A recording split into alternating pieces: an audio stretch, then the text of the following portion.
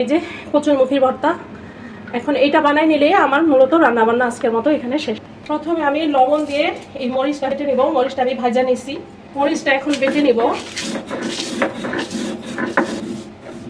এখন বেটে নেব পেঁয়াজ আর রসুন গুলা,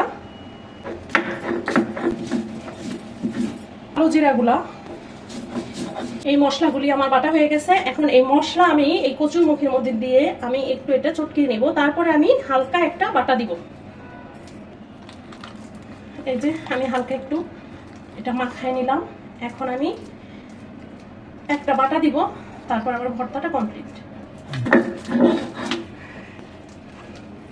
এই যে হয়ে গেল আমার কচুরমুখির ভর্তা কালো জিরা দিয়ে।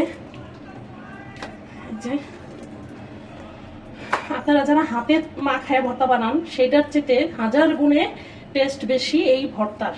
যদিও এই ভর্তাটা বানাইতে একটু কষ্ট বেশি হয়, তারপরেও আমি বলবো আমার মতো করে একদিন অন্তত বানায় খেয়ে দেখবেন, তারপরে আপনি আমাকে বললেন ভালো লাগছে কি লাগে নাই।